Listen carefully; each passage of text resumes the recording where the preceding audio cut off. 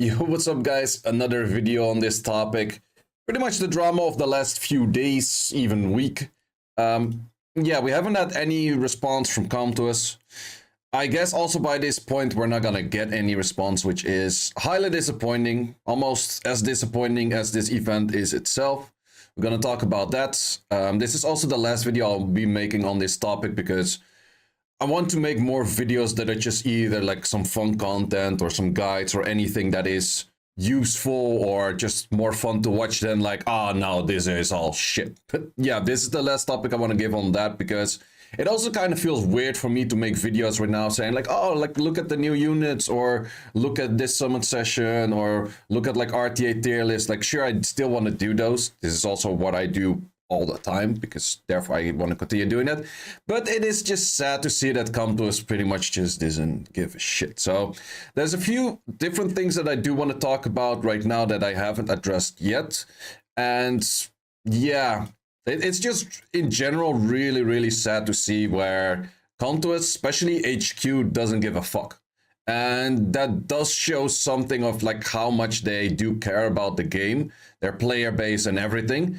Because if you ask anyone that is playing for a very long time, especially SWC players, they're often asked like, okay, why are you playing? Because they often have to do the interviews and stuff. And 9 out of 10, the answer is simply because of the community. But this is a big fuck you to the community, I would say.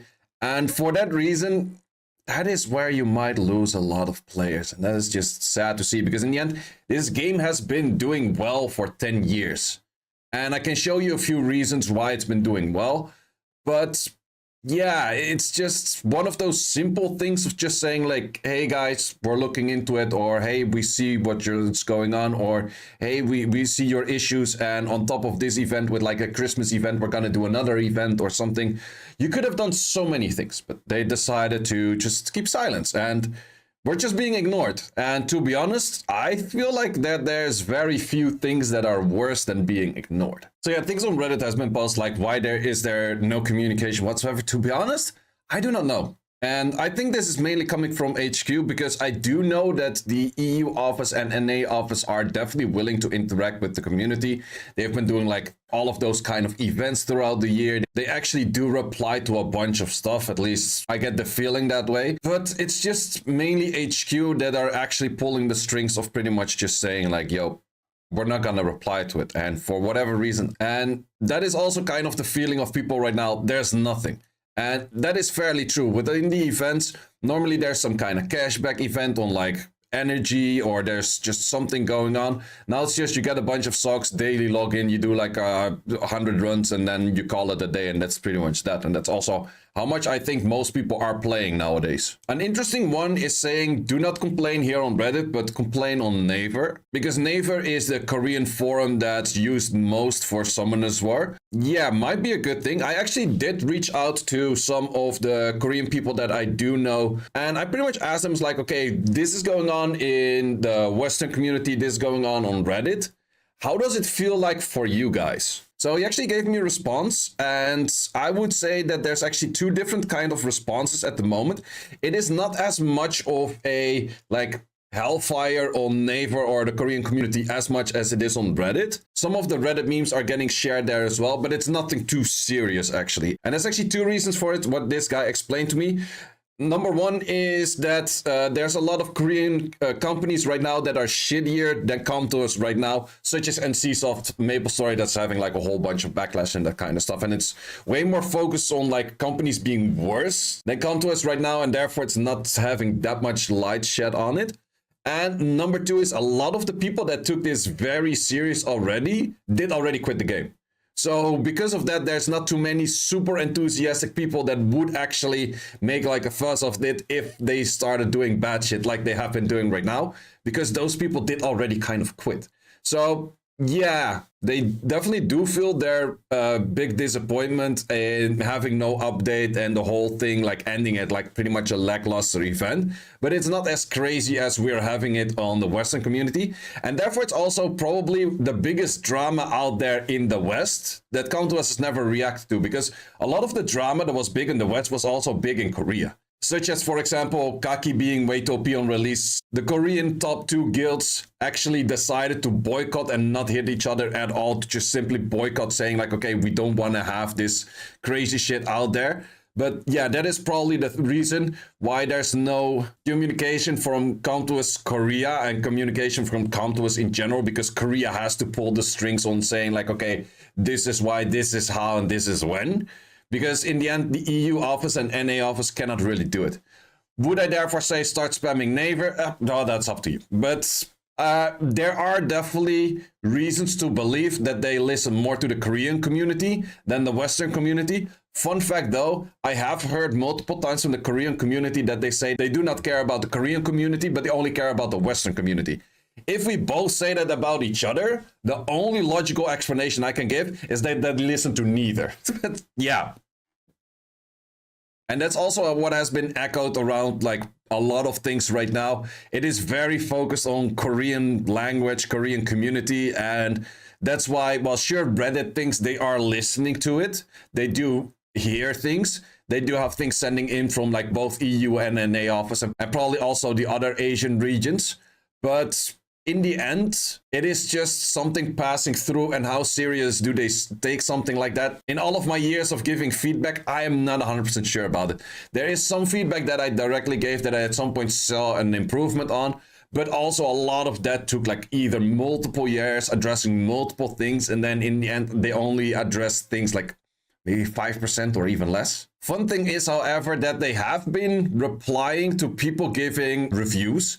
And I'm not sure if this is something that they have to do or don't have to do, but it is something that I have seen being there before. So everyone that does have like a review of 1 star, they do have to reply to that, which is a lot of work for them. But the big issue with that is we're actually annoying people that have pretty much zero authority to do anything big or change anything big. The only thing that we are shitting on is like the people that are the lowest in the hierarchy that have to tell higher ups I'm getting shit on, and they have to get so much shit, and then it has to go up all the way up the chain. And yeah, I'm not saying do not, or I'm not saying do, but that is pretty much how things are revolving, because in the end, CEOs or anyone like high up is not going to read this stuff. They're going to get it like passed through people lower in the chain and then higher up and higher up.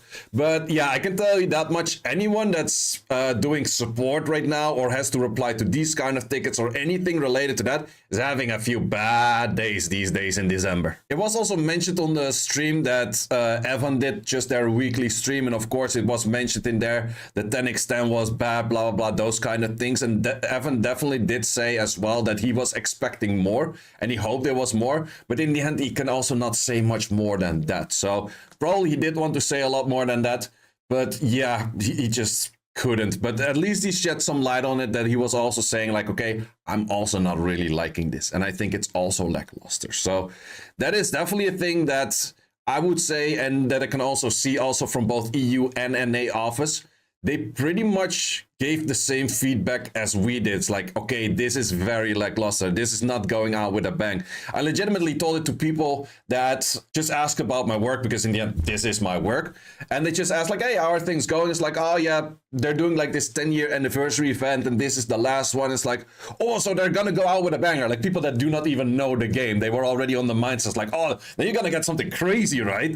I'm like, yeah, no, that's the issue. They got absolutely freaking nothing on the last one. Like, how does that make sense for marketing? I'm like, yeah, that's the point. That's what everyone is saying. So yeah, even people that don't play this game at all, it's just logical sense that you go out with a banger, right? Then another thing I want to talk about is just typical revenue. There's a few sites with that are posting on Gacha Gaming Reddit, which is like Gacha revenue or something like that. Do keep in mind, these numbers are kind of vague and not always super accurate, or even more not accurate than accurate, especially comparing in between games, because some games they do track iOS, some they do track Android, they don't track on Steam, blah, blah, blah. Whole bunch of reasons. But you can actually see and kind of check like how well Summoner's War is doing throughout the different channels and throughout the different months mostly. And with that, you can check their revenue. So Summoner's War in the last month, this is the one for November, it was pulling in 7 mil. If we check this one, it's maybe a little bit harder to read. October was 10 mil, September was 9 mil. These numbers are very sure not the exact numbers of what they actually do or do not make, but it is something that you can hold on and see like, okay, how are numbers going up and down? So I have been tracking this for a while already, and this is kind of where you can see like, okay, how numbers go up and down. They pretty much had pretty bad months this year in July and November. You definitely can see the moment that collapse do happen, they do get more revenue in the first place. So collapse is the things that they get most revenue for, which is therefore also what you see with collapse. They get most revenue, so they're also focusing a lot more on collapse than getting extra like big patches in and those kind of things. But yeah, would you say that this is like super much a dying game because you see numbers going like heavily down? Like sure, overall numbers are going averagely down if you compare like March and the April month of last year to like the months this year. Definitely it's going downwards motion, but the thing is that I'm actually more interested in is like, how is it going to go from here? Because I do feel like December is going to be an all-time low. January, if they don't pick up their game, is going to be even lower than that. So it's not necessarily that these numbers are interesting, but I'm gonna come back to these numbers somewhere next year, either in January or February, and then gonna check those because I definitely do want to see how much of an impact this dip made that everyone's just saying like, yo, this is really bad. And I'm actually curious to see if it makes that much of a dip. Do have to keep in mind that those numbers are most likely not including things like Steam sales. They're not including things like China server in most cases. So those things are kind of out of the question. But I do want to see like if these numbers actually do go down or did it actually make barely of any impact. Also, fun thing on this website, you have a lot of like paywall, so you can't really see most of the stuff. Thing is, this is last month, but I think it's just iOS or just Android. You can compare this for Summoners War to Chronicles, and where Summoners War Sky Arena's 3 mil Chronicles is 50k. But you have to keep in mind this is probably just iOS or just Android, and it doesn't include Steam. And I think most people do play Chronicles through Steam, so it's definitely not the best of comparison, but yeah, it does show something that it's a lot smaller. But then again, I think Steam is definitely the big part on this one, so the 3 mil to 50k is probably not there. But let's say Steam does like 5, 6 or 7 times as much, you're still like way lower, like not even in the close to the 10% range of Sky Arena. So yeah, Chronicles getting a lot of updates. Sky Arena got nothing in like how many days? 534. Well, actually, this was posted 2 days ago. 536 days. And the thing is, we don't even have like the slightest clue of something coming soon. So this might easily add up to like 650, 700 days before we get anything. That's just disappointing, man. That's just hella disappointing. And one of those reasons is I think that adding new content to the game is somewhat difficult because a lot of content they would add to the game, people would complain like, now I also have to do this. They could definitely revamp some old content to make it better. They tried that with the rival battles. Also same for Labyrinth, they could have done that. With Subjugation, they kind of could have done that. Sure, they did in this Trial of Ascension thingy, but in the end, I can say this with all honesty, I am the very first person to clear this thing from any server, and I don't even like this content. So that's just, in the end, how many people did actually clear this so far? We're at 16. Yeah, that's not that much. I think in the first place, if you want people to actually play this, number one, very simple, remove all resistance checks the moment you're 100 accuracy. Might as well also do that for TOA Hell in the first place, because people are just simply not liking TOA Hell that much as well. It's a lot easier clearable and that kind of stuff, but there's also a little bit better rewards for the amount of time investment that you have to do in it. But in the end, man, it's just, I don't know. Also, just downgrade the difficulty on this, that at least 10% of the population can clear it. Not that you're stuck on stage 18 and there's only 4 people in a server that actually cleared it. 3 of them could clear that because of one specific LD5, which is Cadiz, which is actually nerfed for the stage right now because of multi-hitting on the S2. And the other person clearing it because he took like 12 to 16 hours trying to get the perfect RNG in on a freaking dumb PvE stage. That's also the thing, like, I don't mind more challenges in the game. Challenges in the game is not an issue. They can definitely think about ways to make this game more challenging. That is a challenge for them. thinking about things to make this game more challenging. But the way of Com2us thinking is like, okay, we have to make this game more challenging. It's simply saying, let's put an Antares on freaking Vio with 200 crit damage. That is not a challenge. That is just RNG fuckfest. And that is the main thing that they have been adding, just more RNG fuckfest. And let me tell you, something we do not like is RNG fuckfest. Like, there's so many good things about this game. Generally, this game is so freaking good. Otherwise, I wouldn't be playing it for 9 years. I wouldn't be making content on it. I checked it the other day. I'm close to like 1,300 videos. I don't know how many hours of streamed content and everything. But the thing is, there's just like...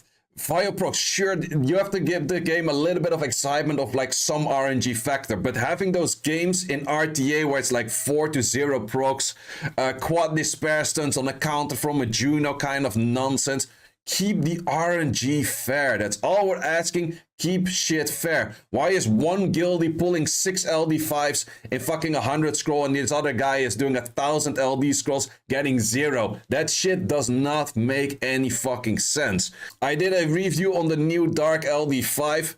On that account now has 2 of that Dark LD5. That is new. What are the odds? Those odds should not be possible. It's just dumb, man. So there's just too much dumb RNG, and they're also supporting too much dumb RNG. Actually, this TOA rotation, I'm pretty sure this TOA rotation is made by some kind of developer thinking, me a shitty day, everyone a shitty day. Well, not even me a shitty day, me a shitty month, everyone a shitty month. Like, I'm not sure what the hell happened, but this thing has so many dumb, annoying stages that people probably don't even want to do it. But yeah, that is pretty much just that about it. This is also the last time I make a video on this topic until they do actually give a reply. I am definitely still waiting for them to give a reply.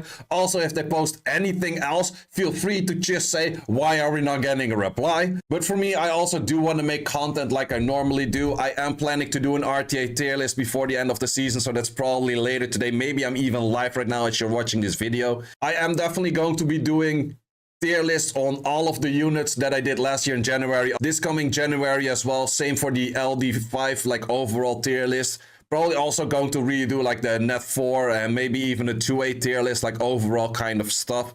So definitely more tier lists are to come. January in general is my tier list kind of month where I redo all of like the big overall tier list. But before that, I do want to make the RTA tier list, which is going to be released probably tomorrow. But yeah, I do have to say the motivation to actually like super try hard in this game and really start searching for cool content and all of that kind of thing is a little bit on the low side right now. And I think for most of us, like playing this game also does feel a little bit on like a low motivation as well, which I can also show in the following. There is currently no mega threat. Normally there's a Japanese guy doing this on Twitter where he makes like the expectation of the mega threat of the cutoff of the RTA season. Normally that is on Reddit as well. And neither of the two guys actually were like motivated right now to do it. So let me help you out a little bit with that. These are currently the points for all of the rankings. You can check them on m.swranking.com. You can simply calculate it that way by yourself. So currently we have 3 days and 17 hours left. We can see that last season G3 did end up pretty much about a good 90 points higher than it is right now. Whereas between the 3-day mark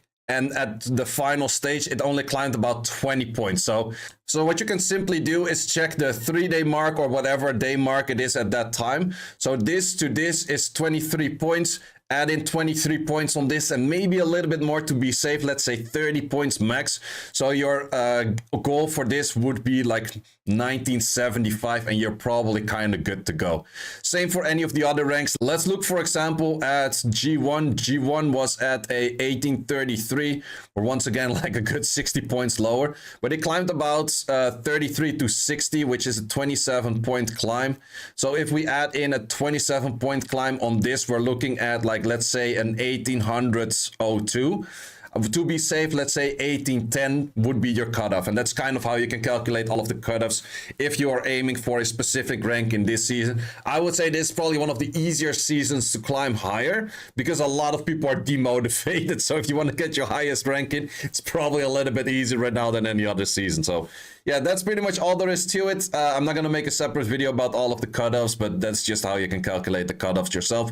Sure, you have to, I recommend to go for a little bit more always rather than just trying to be like actual on edge, because that might give you like more stress the last of a few days, whereas then if you already have like 10 points over or 5 points over, like the more points you have over, the less stress you have in the last few days. Simple as that. So that is it for this video, guys. I hope you still enjoyed it. I'll definitely be going back to making like the regular content that I have been making.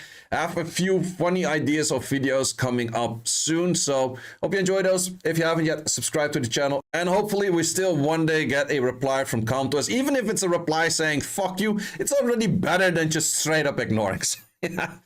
Well, I think we're just gonna get no reply by this point, otherwise they would have had already. But yeah, we'll see. Either other videos coming up. For streaming, still not super motivated to do a lot of streaming, like going into like a lot of RTA and that kind of stuff, because in the end stuff hasn't been changing that much. Some people did already mention like, oh, why do you have to make a new RTA tier list? Stuff didn't change. Well, to be honest, meta does always change a little bit, even if there's no balance patch whatsoever, simply by people trying out other things to counter things, and the certain things just still move up and down. There's games with zero balance changes still having shifting in metas, so for that reason I still kind of want to address that as well. But that will be the video of tomorrow, guys. Thanks a lot for watching, and see you as always in the next one. Thanks for watching. If you would like to see more guides, join the Discord and check out the content tab for the guide video archive, which contains all of the guides that you might need. Hope to see you there.